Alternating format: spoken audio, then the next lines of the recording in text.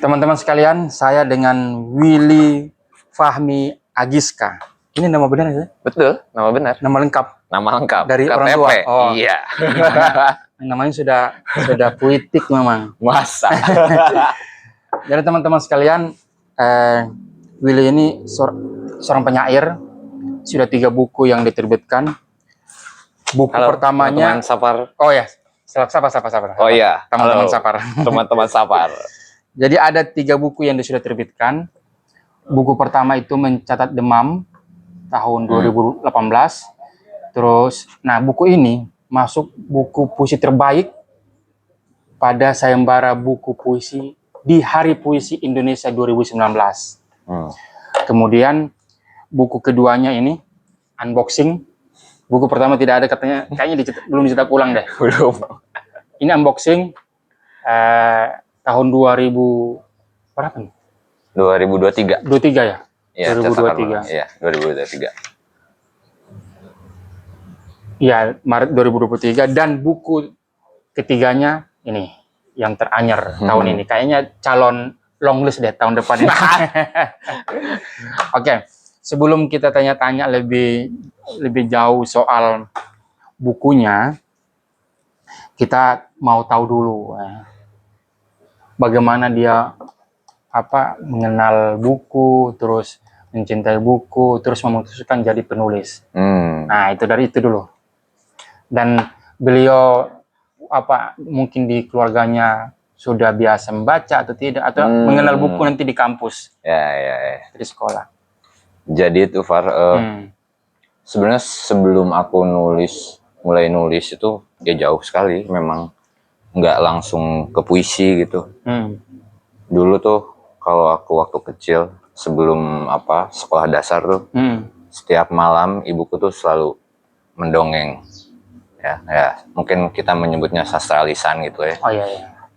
Yang folklore Sunda misalnya, atau dongeng Kabayan misalnya, salah satu tokoh Sunda. Dongeng di Sunda ya, tokoh Jenakaan. Terus Kabayan ya cerita-cerita Nabi. Nah di situ aku cukup tertarik. Maksudnya pengalaman pertama aku berkenalan dengan mungkin yang kita sebut imajinasi gitu. Di situ. Terus dari situ memang entah kenapa kesukaan terhadap membaca tuh tumbuh sebenarnya. Karena kebetulan juga ibuku beliau guru bahasa Indonesia di sekolah. Ya, jadi kan beliau suka bawa buku buku bahasa Indonesia sekolah gitu. Kadang-kadang di dalamnya tuh ada sisipan dongeng atau cerita gitu. Nah, gitu. Ya itu yang ku baca, sisanya yang enggak gitu. Dan di situ mungkin sampai kelas berapa ya? Mulai agak rajin gitu baca 1 atau 2 gitu. Setelahnya yang ya main-main aja sama kayak anak-anak laki-laki yang lain gitu.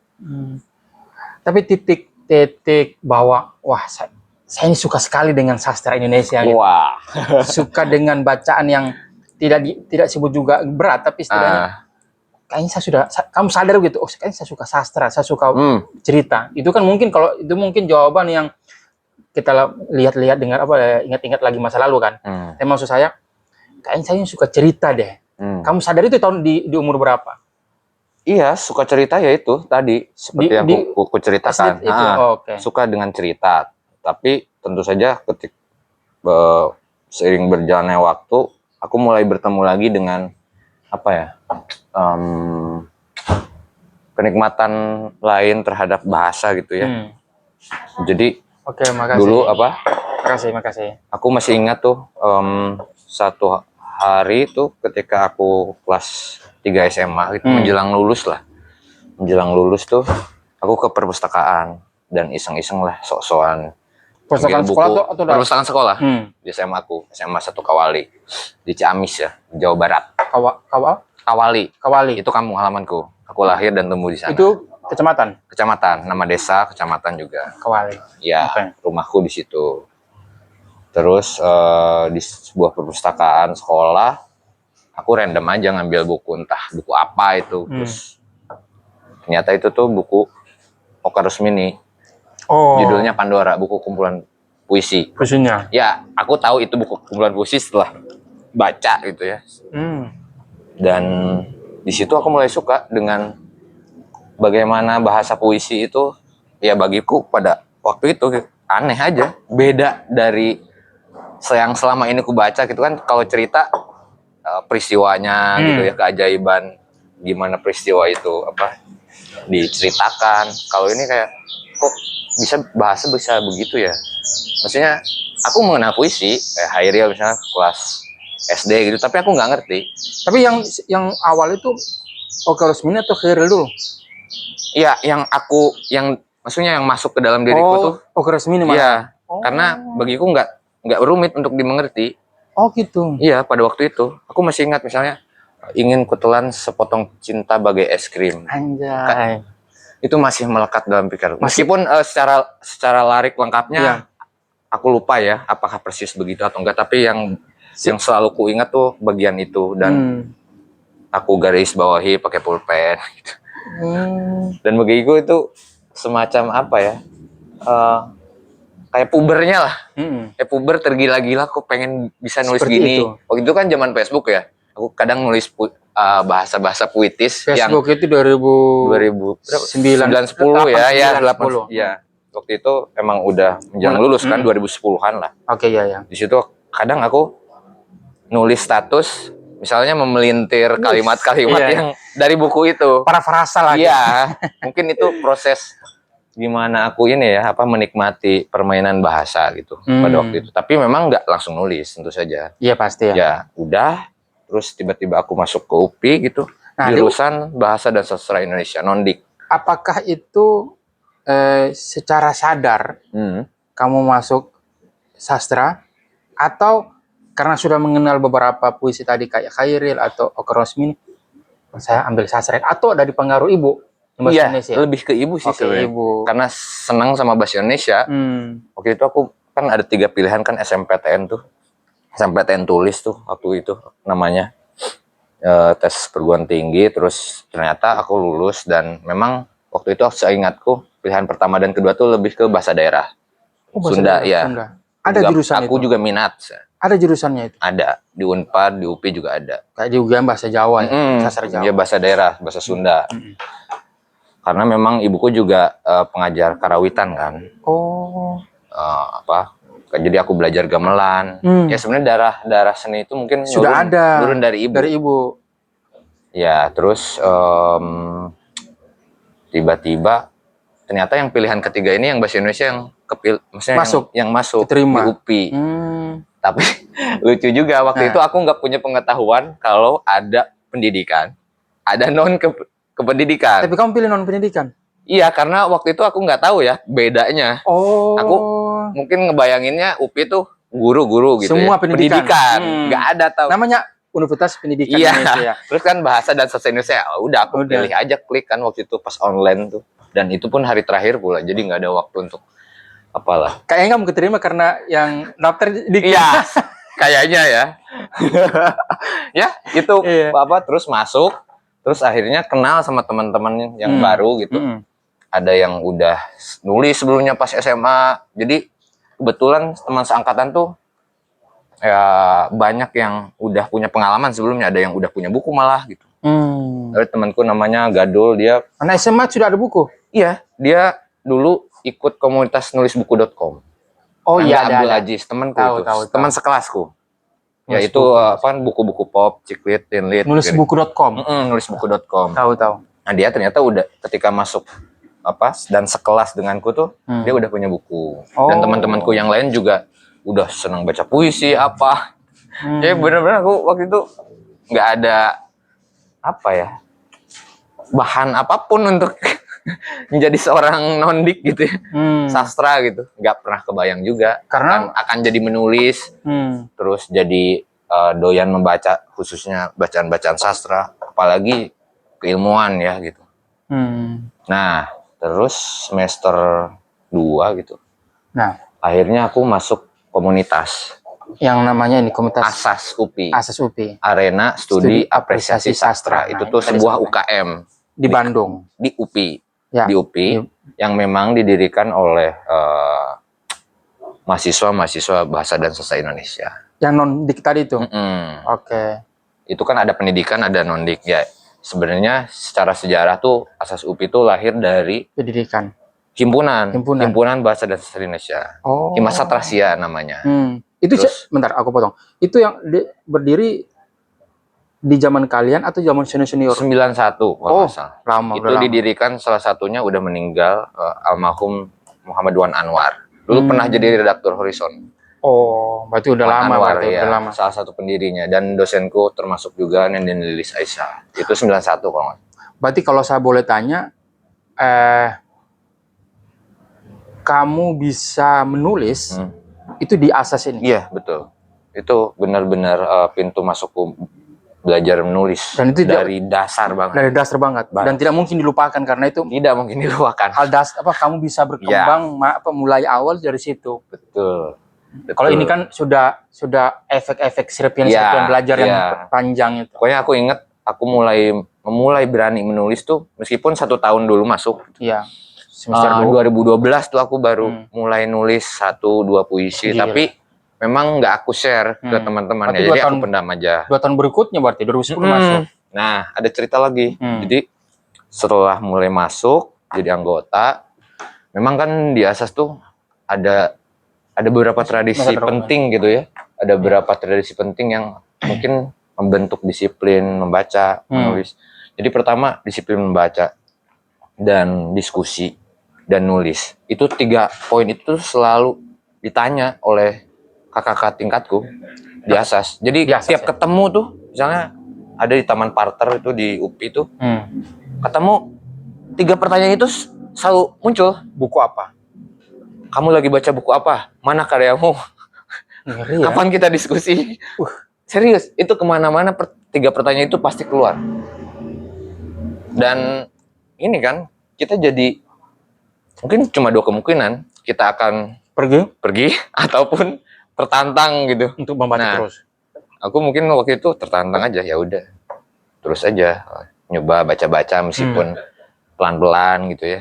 Mungkin teman-teman yang lain udah ada yang baca GM apa-apa. Tapi aku tuh mungkin bacaanku tuh bacaan awal ya, bacaan-bacaan yang mungkin sub bacaan dari yang kanon-kanon itu. Misalnya aku baca ada Imran, penunggang kuda, penunggang malam apalah ya, buku puisi itu. Terus baca buku puisinya Nirwan Dewanto yang Jantung Lebah Ratu. Itu tokoh-tokoh kanon kalau itu. Ya maksudku waktu itu masih sub lah. Dibanding dengan nama-nama yang lain kayak GM, Supardi, itu teman-teman yang lain pada baca itu. Aku enggak malah gitu. Malah aku tuh baca yang populer itu, maksudnya yang secara nama itu lebih banyak dikenal. Kamu setelah itu gitu. Jadi awal-awal tuh aneh-aneh gitu. Dan bagiku memang unik-unik si karya yang kebetulan aku baca tadi tuh. Ya sudah, akhir dari situ terbentuklah kayak kebiasaan membaca. Kan di asas tuh juga ada diskusi rutin mingguan. Namanya tuh Rebuan. Dan sampai sekarang? Sampai sekarang masih ada. Berarti terjaga ya? Ya, jadi setiap hari Rabu mau tanggal merah atau enggak terjadi. Kecuali hari libur kuliah ya, kadang-kadang kapan pada pulang gitu. Tapi setahu sampai generasi sekarang tuh dari 91 itu masih ada Rebuan. Itu semacam diskusi rutin, entah ngebahas karya teman-teman asas yang dimuat misalnya di media, atau ngebahas buku, atau ngebahas isu sastra, ya apapun lah. Yang penting topiknya sastra. Kan biasanya kalau dan itu bentuknya diskusi. Kan biasanya kalau komunitas itu, kalau satu orang tokoh tertentu nggak ada, pincang nih komunitas kayak gini. Nah itu asasnya itu bisa ya? Ya karena mungkin sudah terbentuk, maksudnya kebiasaan diskusi, membaca itu saling sharing dan tanpa tokoh tertentu ya. Tanpa menokohkan atau ketergantungan terhadap satu orang. Tapi memang pasti ada yang memantik gitu ya. Ada atau orang-orang begitu. Tapi ya memang lama-lama semuanya juga jadi gelisah, punya energi yang sama gitu, dan itu jadi akhirnya ketagihan lama-lama gitu. Dan diskusi Rebuan itu bagiku sangat membekas, dalam artian di situ aku belajar cara membaca kritis sebuah karya gitu ya, nggak cuma asal ngomong, Oke. belajar berargumen juga. Jadi kalau kita lemah nih berargumen tuh, wah udah pasti diserang, maksudnya Iya. dihantam lah gitu. Dinamikanya ada lah situ ya. Diskursusnya istilah. Bahkan ada rekrutmen anggotanya pun ada sidangnya. Wah keras-keras. Dan kamu nggak kangen nggak dengan kamu nggak rindu nggak dengan diskusi seperti itu? Atau sudah saya tinggal nulis aja sekarang. Enggak lah, ya tetap butuh selalu obrolan-obrolannya gitu. Nah, di tahun 2018 kamu itu berani menerbitkan buku yang berjudul Mencatat Demam. Oke? Yep. 2018 ini berarti kamu belum wisuda. 1 tahun sebelum aku wisuda. Jadi memang aku kuliah secara durasi akademik tuh agak lama. 7 tahun. 7 tahun. Tapi karena aku sempat cuti setahun, jadinya 8 tahun. Jadi masuk 2011, keluar 2011. Dan buku ini tuh terbit 1 tahun sebelum aku lulus. Oh, kamu masuk 2011? Iya, 2011. Oke. Nah, kan biasanya itu berarti kamu proses tadi 2012. Berarti sampai 2018. Berarti kamu menulis itu ini? Iya, dari 2012. 2012? Iya, dan setiap tahun tuh biasanya aku bikin folder gitu. Sampai sekarang tuh masih ada semua folder. Setiap tahun tuh ada foldernya. Folder puisi? Iya, entah dia jadi ataupun nggak jadi. Biarin aja dulu. Tetap di situ. Jadi diarsipin aja. Yang buku pertama itu adalah hasil kurasi aku. Dari 2012 sampai 2018. Dipilih jadi 22 aja dari kurang lebih seingat aku tuh di buku pertama tuh. Karena aku masih ingat ya. Aku mau gak mau kan harus milih ya. Mungkin sekitar 90-an judul puisi gitu yang pernah ada di folder itu gitu. Kalau ditotalin. Dan berarti banyak yang betul, lebih banyak yang gak dimasuk gitu. Berarti artinya lebih banyak yang jelek. Iya, betul. Waktu itu aku berpikir begitu. Oke. Dan kan menang ya. Menang ya, HPI.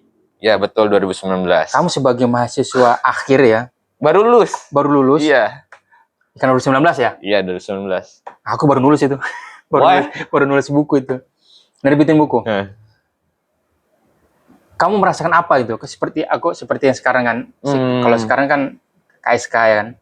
Nah, HPI juga kan mungkin sama juga lah anunya, penghargaannya lah. Apa ya?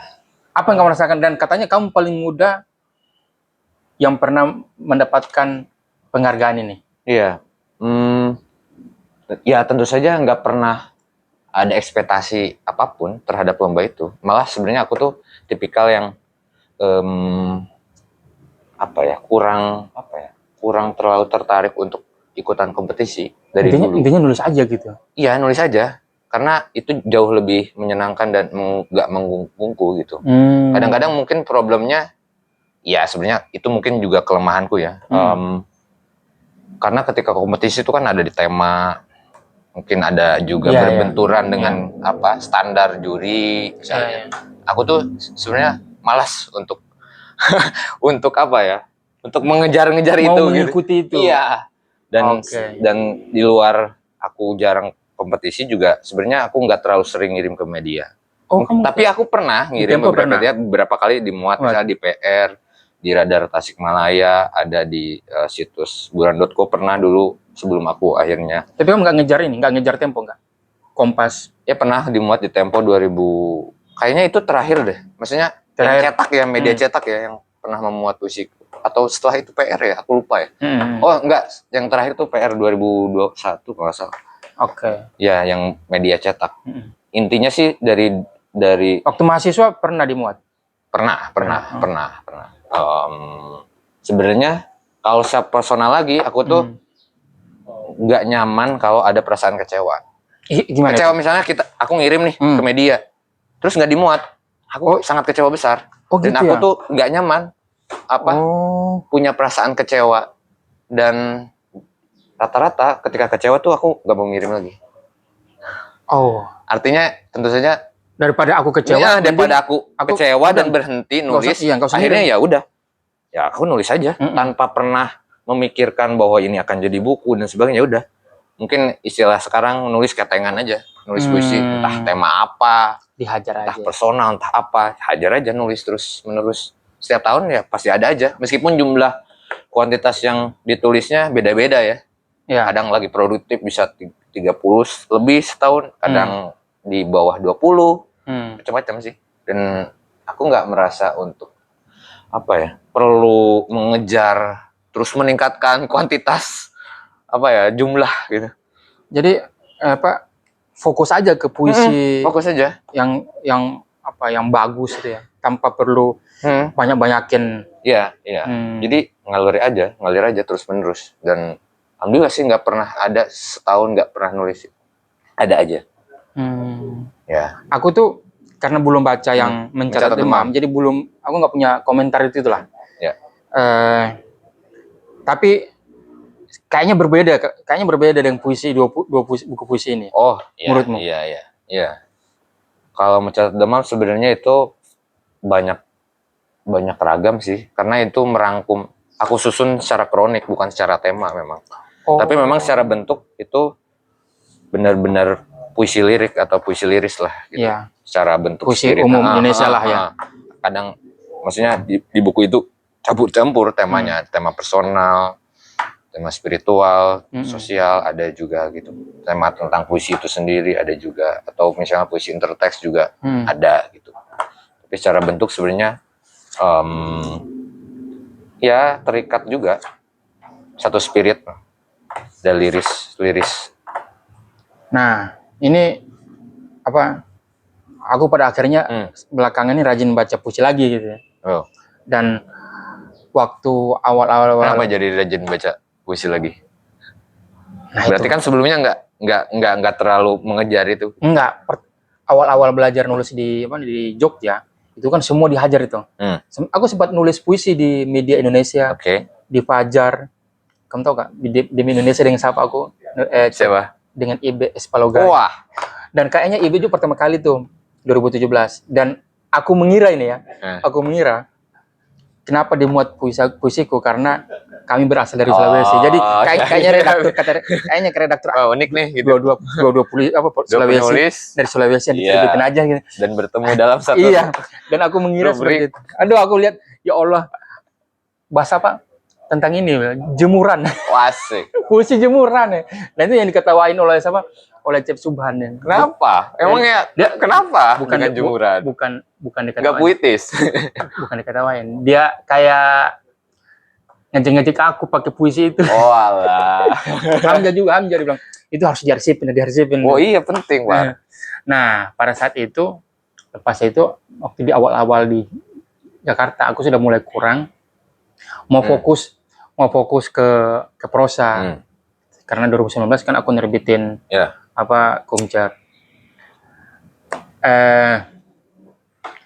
Pas bukumu terbit, buku ini, nah aku kembali tuh. Tapi tidak terlalu intens belakangan. Aku buku yang ini ya, buku yang ini 2023. Ya, ini terbitin oleh Buruan. Buruan. Nah, bukunya Hamzah, bukunya kamu ini, aku merasa berbeda gitu. Gimana tuh? Tidak seperti puisi-puisi yang aku baca dulu waktu di koran.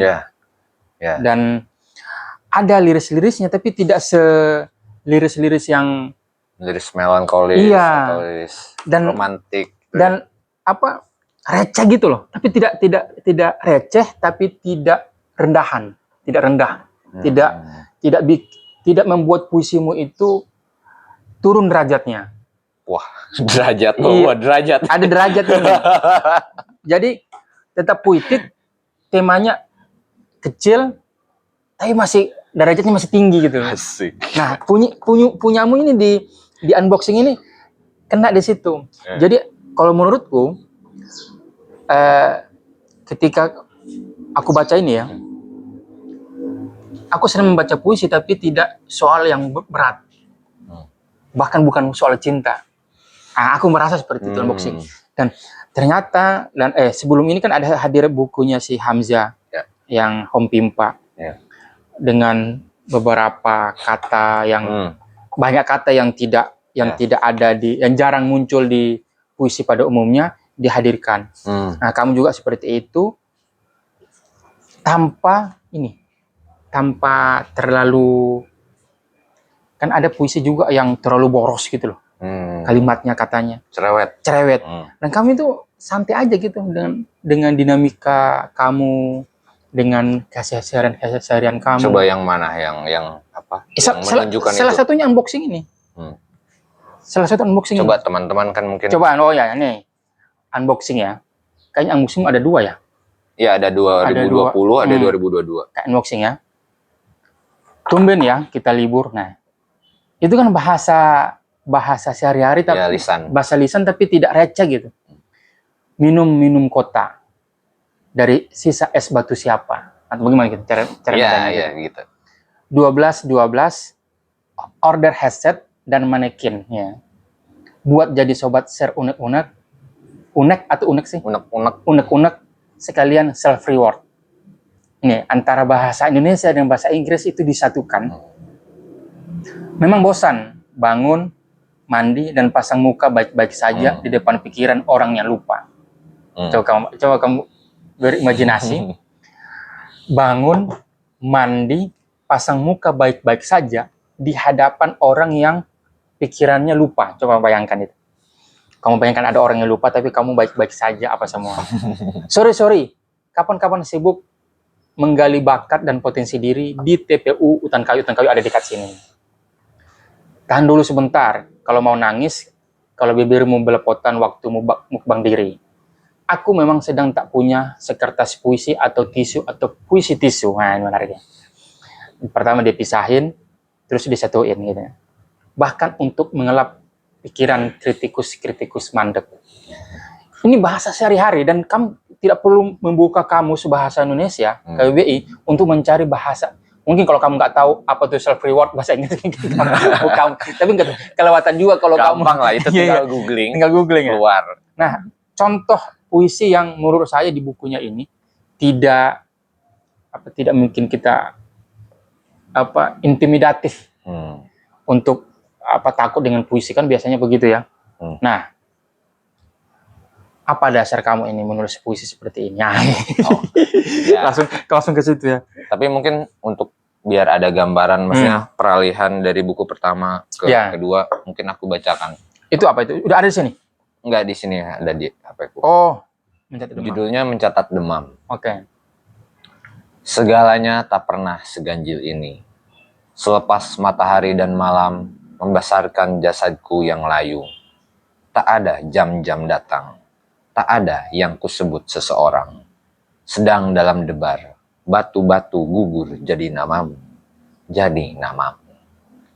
Pada hari-hari yang menyakitkan ini, pada setiap bunyi jaket parasit dan ranjang benderit ini, Tuhan adalah bisik-bisik, dan aku insan yang tertidur menyimaknya. Saban kali peluk diketatkan, tangan-tanganku ialah kematian, selalu bergetar oleh sentuhanmu. Dan sekian orang yang kuingat, dan 1000 jam di dalam, di luar diriku, semua adalah jarum-jarum morfin menyengat. Siapakah yang sedang kuucap-ucap ini? Sedang dalam igau, kata-kata, dan jam berlarian seperti kiamat kecil yang kacau.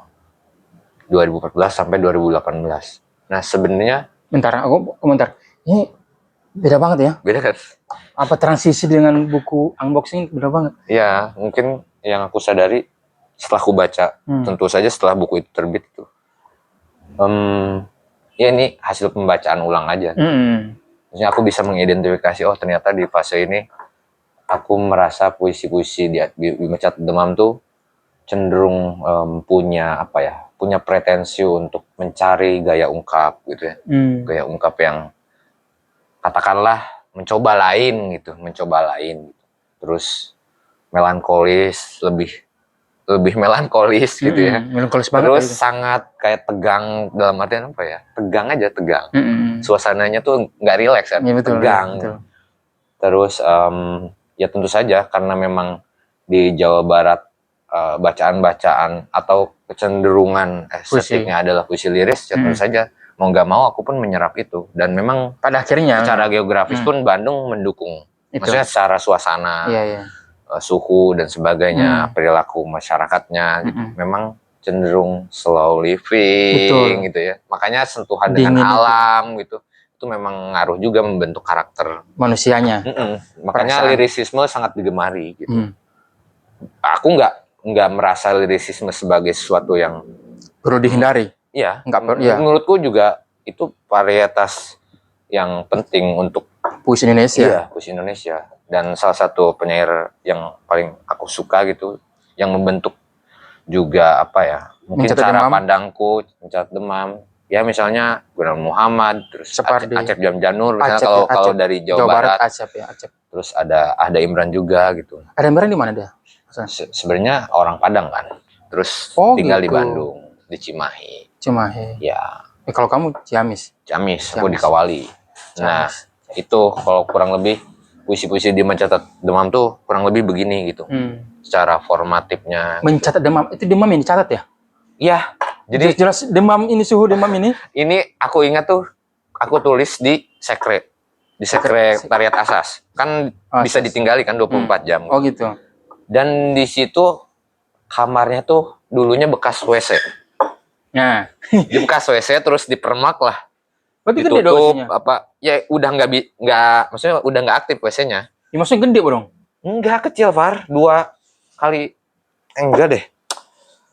2,5 meter, 2 kali 2,5 meter gitu lah, kotak gitu. Dan kecil itu. Ya, jadi kalau mau tidur tuh benar-benar agak melengkung gitu, nggak bisa lurus. Dan itu tempat ngobrol, tempat diskusi. Kadang tempat diskusi, kadang tidur di situ, kadang baca buku yang nggak bisa diganggu siapapun. Jadi di pojok gitu. Jadi masuk lorong dan lorong itu ditutup oleh tirai. Gitu. Nah, ada teman-teman jokesnya tuh nyebutnya kamar Rasul.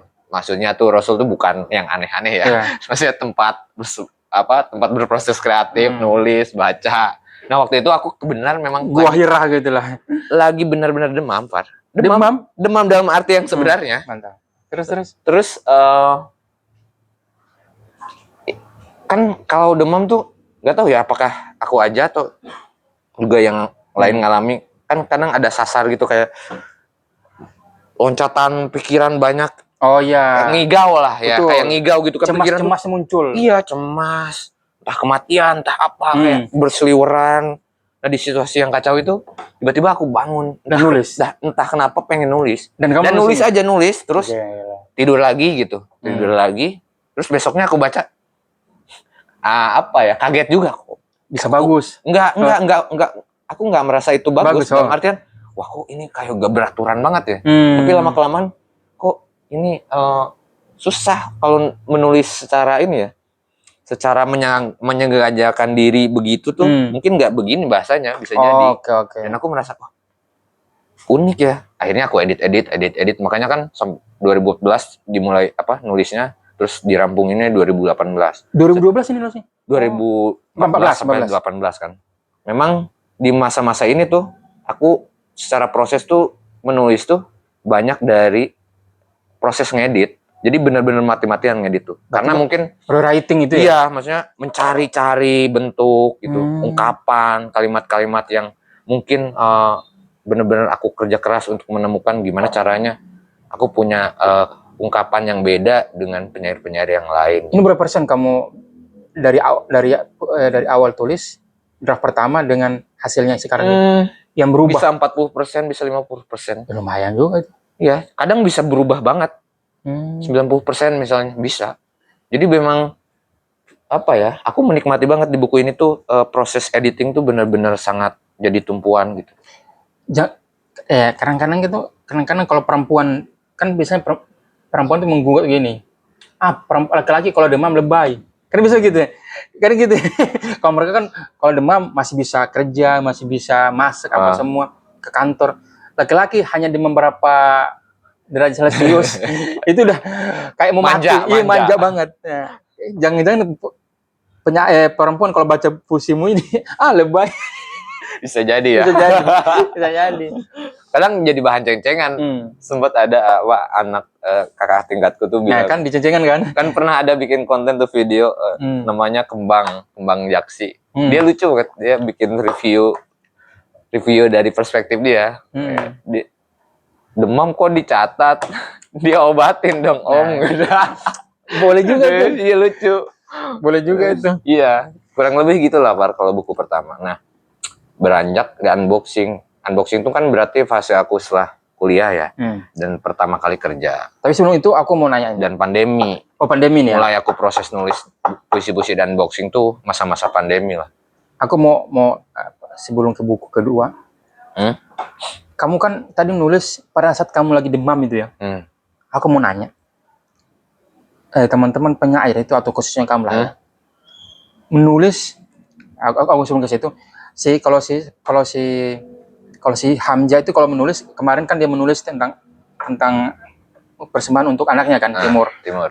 Dia baca buku-buku tentang sains semua, dia langsung dinulis kan. Nah, kamu orang yang bisa seperti dia enggak atau menunggu bukan menunggu wahyu maksudnya? Aku ingin nulis puisi yang ini tanpa ada perlu data-data apa. Kamu seperti mana? Tipe orang yang nulis seperti apa? Biasanya kebanyakan sih puisi yang memang muncul berasal dari entah momen-momen, mungkin orang menyebutnya momen puitik gitu ya, yang sekelabatan. Nah, itu masukku. Kamu kebanyakan gitu? Iya, kebanyakan pengalaman empirik sih. Meskipun ada juga pengalaman tekstual, misalnya baca apa, terus terkesan, terus akhirnya bikin respon gitu. Tapi kan terkesan itu ya? Ya itu. Bukan salah kuntinya adalah kesan. Gitu, kesan. Apapun yang mengesankan, dan memang nggak semua hal yang mengesankan ditulis. Sepengalamanku. Ada memang kesan-kesan yang memang mengendap dan itu apa ya, katakanlah dalam tanda petik menggangguku sehingga membuatku gelisah untuk menuliskannya gitu. Jadi sebelum dituliskan tuh kayak mengganjal aja. Nah, di unboxing ini mungkin orang bilang ini biasa aja gitu. Ini kan kalau di Mencetak Demam, kalau di puisi yang ini aku merasa masih ada, ya aku sebagai masih liris banget gitu ya. Kesadaran religius itu ya. Masih ada, masih ada apa momen-momen puitik yang perlu dicatat gitu. Itu kayak demam, menunggu apa? Ini kayak masih hidup atau mau mati nih kan? Nah, sementara di unboxing ini itu tidak ada gitu. Mungkin ada tapi aku nggak terlalu sedetail itu. Tidak sentimental itu maksudku. Ya, memang. Nah, itu gimana? Maksudnya di puisi kedua ini. Ini ya itu tadi akan aku bilang bahwa buku ini, puisi-puisi dalam unboxing ini masa-masa pandemi. Masa-masa pandemi. Dan kebetulan kan Kota Bandung ya kota ya, dan tentu saja kan kita tahu juga bahwa kota itu benar-benar jadi lokus paling danger lah ya untuk COVID ini. Betul. Peredarannya benar-benar danger gitu. Betul. Aku ngerasain banget gimana terisolasi gitu. Kota Bandung bisa kayak mati, kota zombie gitu. Kayak jam 8 malam aja udah pada gelap. Dan di situasi macam itu tuh mau coba ngalihin misalnya baca gitu. Nggak bisa ya? Nggak bisa juga mungkin karena cemas takut apa, ngedenger suara sirene aja udah kesepian gitu. Wah, udah kepikirannya kemana-mana. Nah, di masa-masa itu akhirnya aku perlu cara, maksudnya aku punya kebutuhan untuk kayaknya kalau gini terus mampus lah gitu. Akhirnya ya scroll IG lah, nyari-nyari yang video-video lucu. Itulah yang sering bukan video-video aneh bukan ya? Ya apapun yang bikin kita seenggaknya ketawa gitu, merasakan kalau nggak setegang itu, meskipun ya nggak bisa juga dihilangkan ya. Situasi. Nah, dalam situasi itu ya sering ku konsumsi kan konten-konten yang memang kebanyakan kan permainan bahasa banyak banget ya di konten tuh menurutku.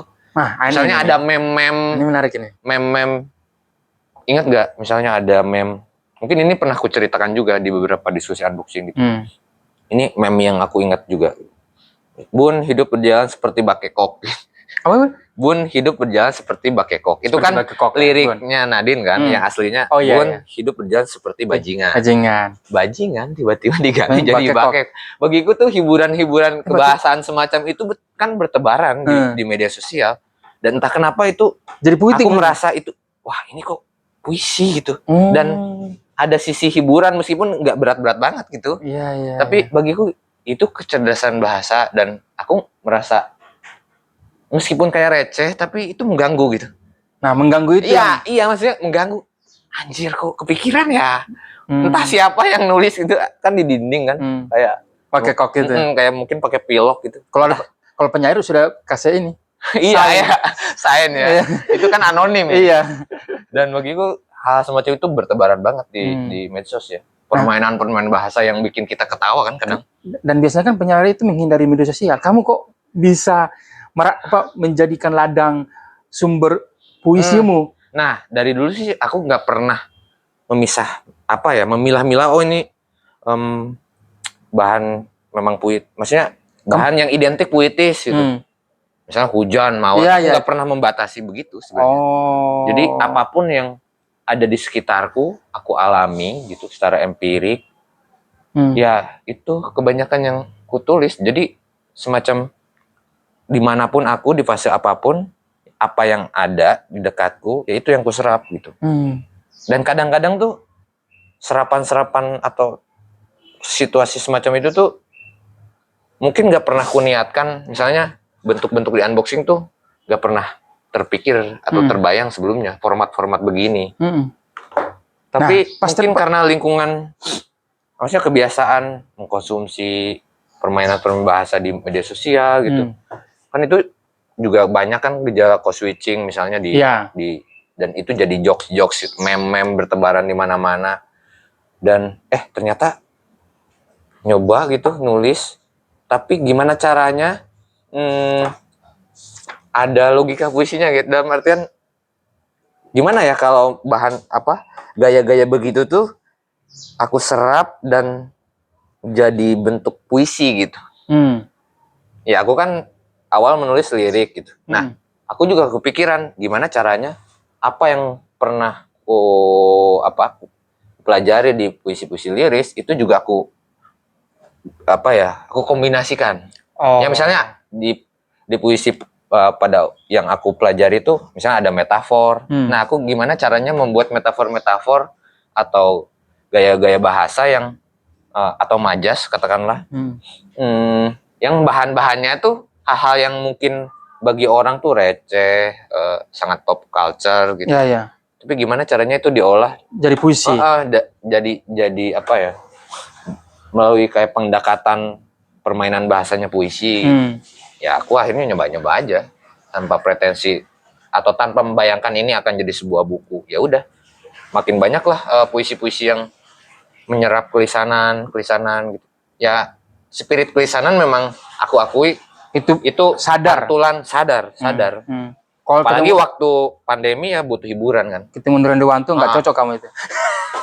dia kan nggak puisinya dia kan nggak ya intinya sih kalau bagiku tuh semua bahan tuh bisa jadi puisi. Dan kadang nggak terduga efeknya. Misalnya itu juga membentuk karakter kebahasaannya juga, cara dia mengolah sesuatu. Misalnya ini kamu pakai kata siap kan ini di halaman 14 di judul biasalah sekali-sekali kepingin lulus menangis dan jauh dari pemikir. Siap akhirnya jemur selimut. Kamu juga punya puisi jemur ya?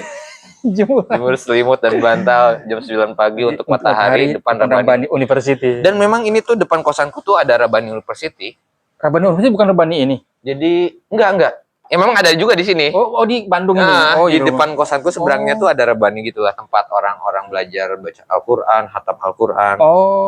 Bentar, kamu buku ini kebanyakan di Bandung atau di Bandung semua ini? Hampir 90% di Bandung aku tulis. Kamu di Jogja lagi di Jakarta tahun kapan sih? 2020. Ya di waktu yang sama tuh berapa kali aku main. Mandir. Dan memang juga mungkin jadi semakin semangat gitu menulis puisi-puisi begini. Aku berkenalan kan dengan Hamzah 2018 kan sebenarnya perkenalanku sama Hamzah. Terus udah lama artinya. Tiba-tiba 2000 Bawang Bukowski itu kapan ya? 2021. 2020. Iya. Terus 2020. dia ngirim kan. Wah, kok menarik ya, maksudnya bisa gini ya? Iya, maksudnya sejalan dengan apa yang sedang ku coba-coba gitu pada waktu itu. Dan akhirnya asik gitu, lama-kelamaan. Tapi mungkin tentu saja ada kesadaran atau tantangan lain, gimana ya caranya supaya puisiku nggak kayak Bukowski. Ya paham. Ya tantangannya itu, akhirnya aku coba-cobalah. Makanya mungkin bukan objeknya bukan seksual. Kalau Bukowski kan ada banget, maksudnya ada dimensi. Sebanal-banalnya dia, sekasar-kasarnya dia tuh ada renungan yang sangat filosofis lah katakanlah ya. Supaya sampai kamu buat puisi dia.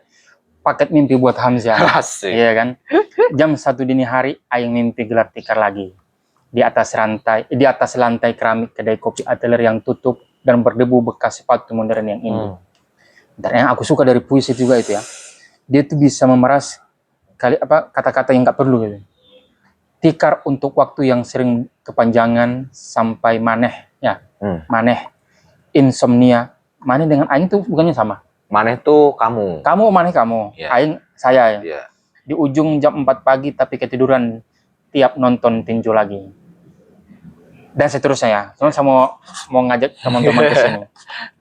Ya di sini kan ada bahasa Sunda juga. Bahasa Sunda. Jadi aku tuh punya teman-teman yang sudah berani menulis bahwa tidak hanya menulis bahasa Indonesia, tapi bahasa daerah dimasukin dengan bahasa Inggris.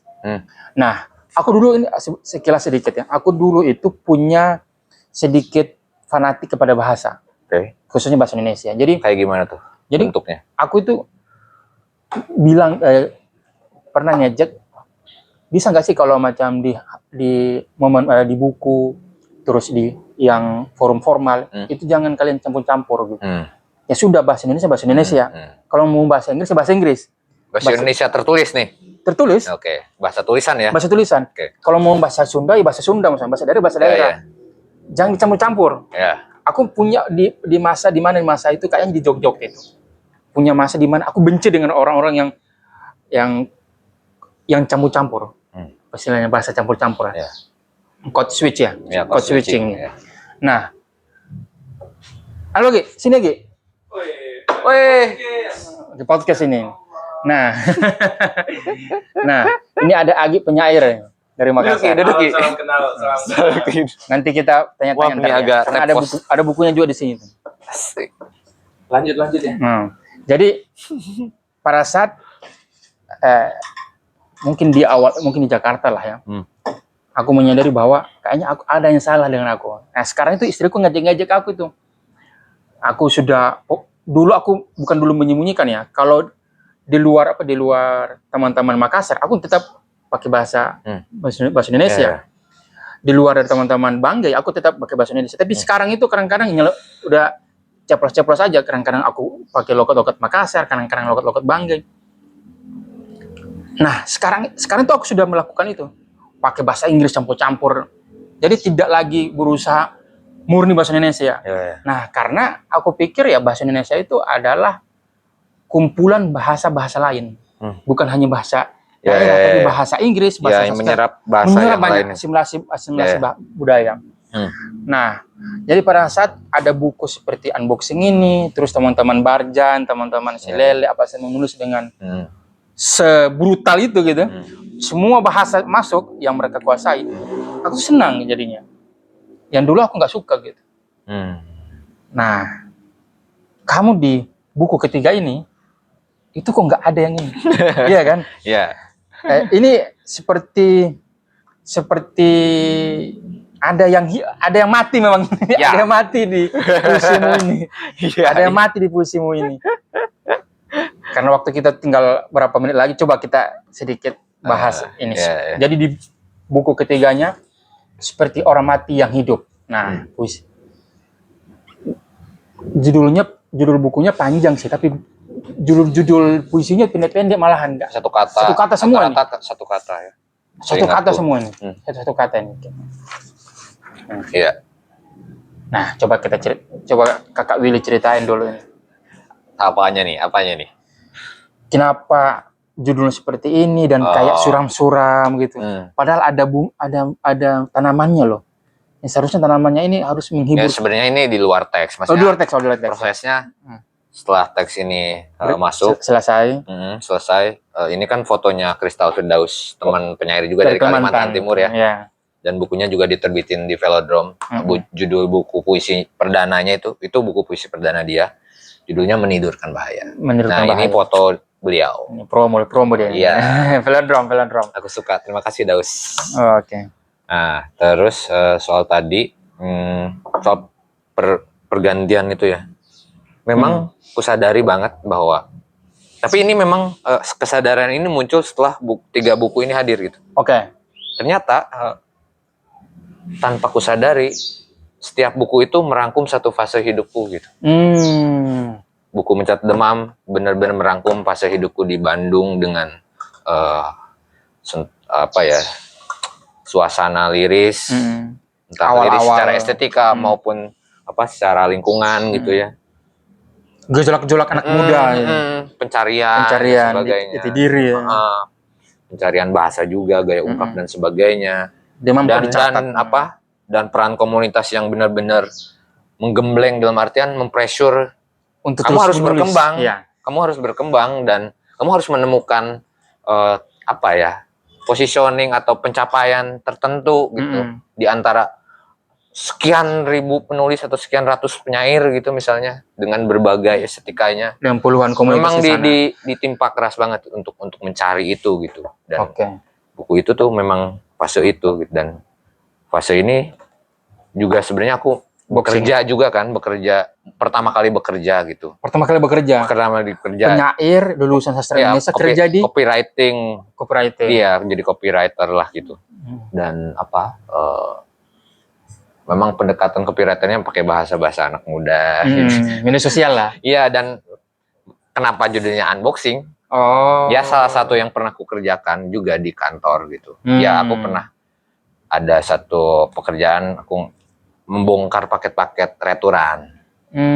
Nah, sebenarnya buku ini bukan ngomongin soal pengalaman kerjaku, tapi dari situ aku terpantik aja. Gimana ya? Kalau di unboxing ini dimaknai lain gitu. Kalau orang mungkin menyangkanya paket gitu, tapi gimana ya kalau unboxing ini misalnya mengunboxing lapisan-lapisan diri, mengunboxing berbagai persoalan gitu. Jadi puisi jadi medium untuk mengunboxing banyak hal, termasuk mungkin apa yang pernah aku kerjakan di tahun-tahun sebelumnya di buku pertama misalnya. Aku membongkar lagi caraku menulis untuk eksplorasi gitu terus. Memang aku nggak senang mengulang sesuatu. Sebenarnya buku ketiga ini adalah aku sangat sadar bahwa di fase ini udah berbeda lagi. Ini kan fase aku berpindah tempat dari Bandung ke Jakarta. Ya, ini satu tahun terakhir. Tapi memang di unboxing juga ada persentuhan Jakarta, tapi tidak terlalu dekat Jakarta memberikan energi tambahan energi untuk relax gitu. Untuk relax lah. Karena kalau nggak relax kita capek. Tapi mungkin fase itu berlewat di buku ini dan mungkin aku memasuki fase yang kok semakin ya itu tadi kayak suram, pengalaman hidup. Ya itu. Dan aku sangat sadar bahwa pilihan judul seperti Orang Mati yang Hidup itu memang itu POV besar puisimu ini. Ya suasana puisi hampir keseluruhan gitu. Dan aku merasa menjadi manusia Jakarta tuh kematian-kematian kecil yang dialami aku dalam mengalami berbagai hal tuh memang itu caraku survive ternyata, memberi jalan untuk aku survive. Maksudnya gini, mungkin kita perlu mematikan harapan-harapan besar gitu. Untuk tetap bisa relax atau menikmati ya, dari sekian macam pilihan jalan hidup itu di Jakarta. Dan mungkin hanya dengan begitu aku bisa menikmati hal-hal yang kecil. Mematikan juga dalam artian mematikan ekspektasi yang terlalu besar gitu. Ya, sehingga bagiku tuh puisi tuh caraku menggenggam sesuatu yang kecil-kecil aja. Dan aku nggak merasa perlu harus mengejar sesuatu yang besar-besar gitu. Makanya di sini banyak kan ya ada kosan, ada hal-hal yang memang real, kecil, peristiwa kecil, benda-benda yang ada di sekitar. Ya sebenarnya ada beberapa hal yang aku tulis di sini. Ada mesin jahit, mana ya, ditaruh di mana? Itu di puisi mana sih? Ada mesin jahit butterfly. Memang di sini waktu dulu posisinya di sini nih ditaruhnya nih. Hasilnya jendela, ada ventilasi. Iya, iya, iya. Ya merespon hal-hal itu. Berarti semua bukumu ini tidak lepas dari fase hidupmu. Iya, dan itu membentuk karakter pembawaan juga. Oh, dan apa bukan hal yang di luar kamu memaksakan masuk gitu. Enggak. Memang ada area-area sekitarmu, Iya, perasaanmu, betul. Itu yang akan memantul. Dan memang kalau secara teknis gitu, aku tuh sedang menantang diriku untuk kembali lagi ke liris. Tapi mungkin lebih rileks, dalam artian tidak setegang mencetak demam. Betul. Tapi juga tidak secerewet unboxing. Betul, ya. Nah, itu aku sadar sekali untuk begitu. Karena aku juga sedang muak, maksudnya muak juga dengan media sosial yang terlalu ramai gitu ya, terlalu cerewet. Iya. Makanya aku dengan sangat sadar, aku nggak mau cerewet dalam dalam berpuisi. Makanya singkat-singkat gitu. Tapi nggak mau juga terlalu terlalu berlapis-lapis ungkapannya. Tapi mungkin tetap ada sentuhan itu gitu. Daya renungnya tetap aku pertahankan. Pasti harus ada. Ya. Karena itu unik. Tanpa itu juga puisi, kadang-kadang puisi dianggap seperti hal lalu. Hanya potret aja potret biasa, tapi tidak ada perenungan. Betul. Tapi memang nggak semuanya nggak semua puisi yang ada di sini tuh merenung semua ya. Enggak, ya. Ada juga yang cuma ekspresi ekspresi sekelabatan gitu yang intens. Ya udah sebagai ekspresi. Aku itu masih psikologis gitu. Entah dari siapa yang ngomongnya bahwa puisi itu hal yang berusaha menyembunyikan makna atau menyembunyikan yang kita maksud. Itu kamu percaya nggak dengan itu? Menyembunyikan ya? Iya. Jadi kalau kamu pengen makan tapi kamu nggak mau bilang aku pengen makan gitu. Kalau aku sih bukan menyembunyikan, tapi maksudnya gimana caranya kita ngomong A tuh bisa B, bisa C, bisa D gitu. Ya itu kamu gimana? Pedoman yang kayak gituan. Nggak tahu juga ya, nggak pernah memikirkan ketika itu nulis ya. Ya mungkin pikiran itu muncul ketika kita baca karya orang lain gitu ya. Tapi ketika nulis ya nggak ada, maksudnya nggak didirect oleh kesadaran semacam itu. Tapi memang karena mungkin bacaan bentuk pola berpikir. Ya kalau Sapardi bilang tuh kayak bilangnya begini maksudnya begitu. Ya. Ya itu kan secara teoritis ya, maksudnya karakter bahasa puisi dia bisa tergantung pengalaman pembaca. Jadi makna itu tergantung pengetahuan pembaca. Misalnya aku dan kamu gitu misalnya baca satu puisi yang sama belum tentu ada satu pandangan yang sama gitu. Iya. Menarik. Oke. Aku mau minta 5 buku yang mungkin berpengaruh dalam hidupmu, Phil. Supaya teman-teman selain mengetahui bukumu terbit 3, rekomendasi untuk bukan rekomendasi yang berpengaruh lah. Tadi kan kamu sebut tadi Pandora ya. Ya buku Oka Rusmini. Iya, Oka Rusmini. Apalagi?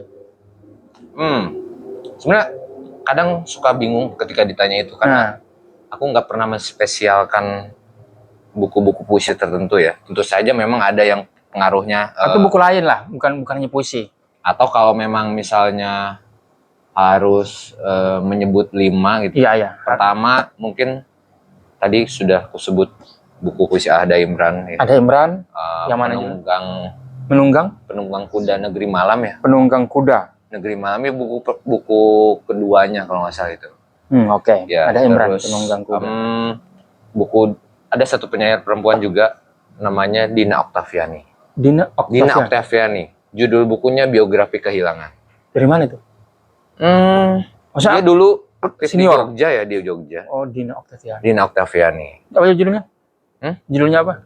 Biografi Kehilangan. Biografi Kehilangan. Itu puisi-puisinya murung banget itu. Murung ya? Ya, pengalaman relasi keluarga, kekecewaan terhadap relasi personal dengan pasangan misalnya. Ketiga buku apa ya? Ada satu penyair Bali cukup senior dan sudah meninggal, Frans Najira. Franz Dia juga Najira. pelukis, seorang pelukis ya. Judul bukunya Di Jendela ya kalau nggak Di salah. Jendela. Iya. Franz Warna Najira. covernya tuh oranye. Ini puisinya aneh. Pernah dimuat di Kalam juga. Mississippi. Aku tiba-tiba ingat judul puisinya Sinta Febriani yang Jendela. Oh iya, yang covernya putih ya. Cover putih. Ya, diterbitan. Bentang. Bentang tuh GPU ya? Bentang kawan. Oh. Enggak tahu ya? Kalau nggak salah yang bentang tuh ini, Aku Bukan Masa Depan. Itu ya? Iya, itu yang tipis. Iya, yang putih yang tipis. Okay. Buku pertamanya kalau nggak salah ya. Aku juga suka tuh puisinya Cinta. Cinta ya. Cinta. Iya. Oke. Yang keempat. Setelah itu ada namanya Kriapur. Penyair Solo udah meninggal juga. Kriapur. Itu singkatan dari Kristianto Agus Purnomo. Oke, judulnya? Judulnya Tiang Hitam Belukar Malam. Itu serial buku tipis yang dimana konsep serial buku tipis yang diterbitkan oleh Forum Sastra Bandung (FSB). Jadi FSB itu di kurun waktu tertentu menerbitkan serial-serial buku tipis, termasuk ada Acet Jamjamnur, ada Kriapur. Jadi memang itu puisi-puisi pilihan rata-rata jumlahnya tuh 20. Nah sebenarnya buku Mencatat Demen tuh juga terinspirasi dari secara konsepnya ya. Nggak buku tebal-tebal, tipis, iya. Jadi puisi-puisi yang benar-benar dipilih dan jumlahnya sedikit gitu. Nah itu Tiang Hitam Belukar Malam. Tiang Hitam Belukar Tiang Hitam Belukar Malam. Itu sahabatnya Afrizal juga, seangkatan kalau nggak salah. Era-era 80-an lah ya. Tapi suri yang kelima. Suram. Puisinya agak gelap. Gelap juga ya? Iya, puisinya gelap. Mungkin karena itu bukumu yang pertama agak suram karena bacaanmu juga agak suram. Bisa jadi, iya. Selain mungkin pengalaman. Iya, benar. Aku juga menyadari itu, maksudnya. Yang kamu sebut-sebut agak senang gitu ya. Terus satu lagi. Yang kelima. Satu lagi ya Rendra sih. Rendra. Hanya Rendra loh yang aku, maksudnya tokoh-tokoh besar yang kamu sebut. Maksudnya yang aku ingat ya, yang aku tahu. Selain ada Imran ya. Ya. Aku tahu Rendra ya. Judulnya? Hampir semua bukunya aku suka, tapi mungkin yang paling membekas gitu ya. Puisi-puisi awal dia yang Disajak Cinta apa ya judulnya? Puisi-puisi cinta. Tapi itu bukan puisi panggung yang itu. Oh, bukan sebelum puisi-puisi pamfletnya. Kan itu kalau puisi-puisi pamflet kan ada di buku Potret Pembangunan dalam Puisi kan. Tapi selain buku yang tadi itu, ya itu kalau nggak salah buku yang puisi-puisi cinta itu puisi-puisi Rendra di masa mudanya, ketika remaja dan jernih-jernih, pendek-pendek, tapi bagus gitu, bagus serius, nanti coba deh baca. Kayaknya itu sederhana tapi membekas. Tapi tidak populer di kalangan penyair. Nah, aku nggak tahu ya, mungkin ada beberapa pembaca juga yang suka buku itu. Ya selain itu sih 4 kumpulan sajak. 4 kumpulan sajak. 4 kumpulan sajak. Wah. Ya sebenarnya masih banyak sih, Par. Setidaknya itulah kalau mau disebut 5. Dan sebenarnya aku selalu senang mencari buku puisi siapapun. Oke, paham. Misalnya ada teman menerbitin buku, aku beli, aku koleksi. Kayaknya buku-buku puisimu di dalam juga kan di perpus. Ini semua willy-willy semua ini. Iya, jadi setiap aku beli buku tuh aku taruh saking karena memang di kosanku udah penuh. Nggak ada tempat, nitip aja gitu. Tapi kalau dibandingkan jumlah buku total yang aku koleksi, aku hampir setiap bulan atau tahun tuh ada aja buku puisi dan dari berbagai macam penyair. Dan karena aku nggak pernah mematok diriku untuk hanya mengoleksi buku-buku tertentu. Oke, mantap sih. Aku buku puisi apapun, aku penasaran untuk baca karena itu mungkin akan menambah wawasanku gitu ya, menambah sudut pandang. Penulis gitu. baru pun. Karakter, misalnya kemungkinan karakter. Ya penulis baru. Aku sangat senang membaca buku-buku penulis baru tuh, punya antusias. Lebih lah untuk membeli dan membaca. Penasaran lah gimana ya mereka mengalami puisi sekarang. Seperti kamu dulu awal-awal. Senang sih. Sampai sekarang kebiasaan itu masih ada. Terima kasih Willy sudah datang di channel saya. Kamu yang aku juga terima kasih sudah berkunjung. Jadi depan belakang kamera ini tuh kamarku. Dan ini area dapur. Terima kasih. Kosanku ini.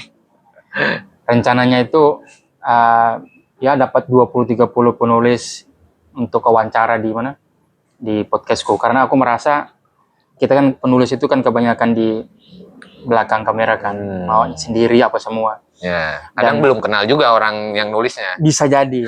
Bahkan nanti sudah terkenal apa sudah menang baru kita ternyata ada nama ini gitu. Iya. Jadi aku sih berusaha untuk apa? Ya kita ngobrol beginilah. Ada jejak, ada arsip lah. Ya, terima kasih, Far. Supaya tahu suatu saat ya ada yang menulis tentang kamu gitu. Walaupun kamu masih hidup ya. Walaupun kamu masih hidup. Jadi mereka perlu datang aja di podcast. Mengenang ya. Iya. Wah, seram sekali ya. Datang aja di podcast ini baru menulis mereka transkrip apa semua gitu. Tapi serius teman-teman, kalian perlu menonton video-video sebelumnya ya. Iya. Ada banyak teman yang lain juga. Ada Niduk awal-awal ternyata. Oh iya. Niduk awal aku pernah nonton. Iya, ini sih. Dan sebenarnya menarik sih. Podcastnya benar-benar nggak ada editing. Nggak ada kata editing. ya. Nggak ada editing. Dan semua ngalir, nggak Ngalir. ada skrip nih. Nggak ada skrip. Dari tadi kita nggak punya skrip mau ngomongin apa. Sebenarnya ini juga diskusi ya, ngobrol-ngobrol di luar kamera sih. Kalau kita nongkrong ya obrolan kami ya kayak gini juga sebenarnya. Nggak Iya.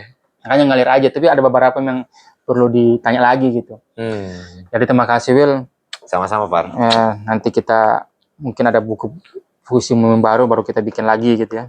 Ada sih, ada rencana. Aduh, banyak ini ya. Okay. Agustus mungkin nanti Agustus ada lagi. Ini ada kayaknya masih tersedia berdua. Yang ini masih tersedia juga, ini juga masih. Sampai jumpa di video berikutnya. Oke. Teman-teman sabar. Sampai jumpa.